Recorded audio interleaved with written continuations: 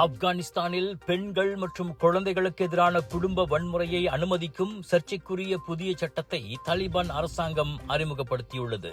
கணவன்மார்கள் மனைவியையும் குழந்தைகளையும் அடிக்கலாம், ஆனால் எலும்பு முறியக்கூடாது அல்லது வெளிப்படையான காயம் இல்லாமல் இருக்க வேண்டும் என 90 பக்கங்களை கொண்ட புதிய குற்றவியல் சட்டத்தில் குறிப்பிடப்பட்டுள்ளது.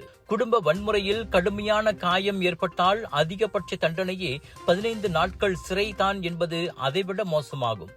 அது கூட கணவன் சித்திரவதை செய்தார் என்பதை ஆதாரபூர்வமாக மனைவி நிரூபித்தால் மட்டுமே கணவன் நீதிமன்றத்தில் குற்றம் சாட்டப்படலாம். எங்கும் இல்லாத இந்த வினோத சட்டத்தில் தாலிபான் உச்ச தலைவர் ஹிபாத்துல்லா அக்குத்தான் ஜடா கையெழுத்திட்டுள்ளார். இவற்றுக்கெல்லாம் மேலாக சாதிய ரீதி போன்று சுதந்திரமாக இருப்பவர் மற்றும் அடிமை என பிரித்து தண்டனைகள் வேறுபடுத்தப்பட்டுள்ளன.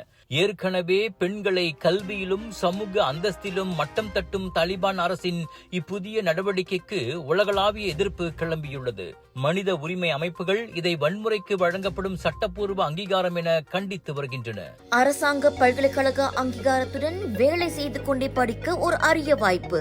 வத்திகா ரிசோர்சஸ் ஏற்பாட்டில் professional bachelor in business management மற்றும் professional diploma in technology management கல்வி வாய்ப்பு. திறனை மேம்படுத்தி வாழ்க்கையில் முன்னேற உடனே தொடர்பு கொள்ளுங்கள். விலையோ மலிவு, செலவோ குறைவு, தரமோ உயர்வு, மனமோ நிறைவு. மக்களின் தேர்வு என்ரிகோஸ் முழு ஆடை சத்துள்ள பால்மாவு.